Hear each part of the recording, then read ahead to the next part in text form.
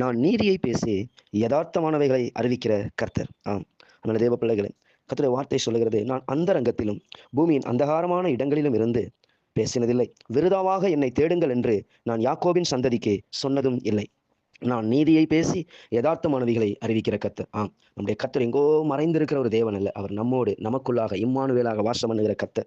அவர் நம்முடைய வாழ்க்கையில அவர் நமக்கு நீதியை செய்கிற ஒரு தேவனாக, அவர் யதார்த்தமுள்ள ஒரு தேவனாக அவர் காணப்படுகிறார். நம்முடைய எல்லா காரியங்களும் அறிந்த தேவனாக இருக்கிறார். எங்கோ ஒரு தத்துவத்தை பேசிக் கொண்டிருக்கிற தேவன் அல்ல. அவர் நம்மை போல பாடுகளை அனுபவித்து, நம்மை போல எல்லா வேதனைகளை அனுபவித்து, எல்லா விதத்திலும் நம்மை போல பாடுபட்டு சோதிக்கப்பட்டும் பாவம் இல்லாதவராக இருக்கிற ஒரு பிரதான ஆசாரியராக இருக்கிறார். ஆகவே அவர் தாமே சோதிக்கப்பட்டு பாடுபட்டதினாலே சோதிக்கப்படுகிறவர்களுக்கு உதவி செய்ய வல்லமையுள்ளவராகவும் இருக்கிறார். ஆகவே அவர் யதார்த்தத்தின் தேவனாய் இருக்கிறார். அதுமாதிரி தேவ பிள்ளைகளே, ஆகவே நீங்கள் கலங்காதிருங்கள். கர்த்தர் உங்களை சூழ்நிலைகளை அறிந்திருக்கிறார், உங்கள் கலக்கங்களை அறிந்திருக்கிறார். அவர் நீதி செய்கிற ஒரு தேவனாக அவர் காணப்படுகிறார். ஆகவே கர்த்தரை இருக பிடித்துக் கொள்வோம். அவர் எங்கோ இருக்கிற தேவன் அல்ல, அவர் நமக்குள்ளாய் வாசம் பண்ணுகிறார். ஒவ்வொன்றையும் கர்த்தர் அறிந்திருக்கிறார். நிச்சயமாகவே அவர் சீக்கிரமாகவே உங்களுக்கு நியாயம் செய்வார். ஆமென்.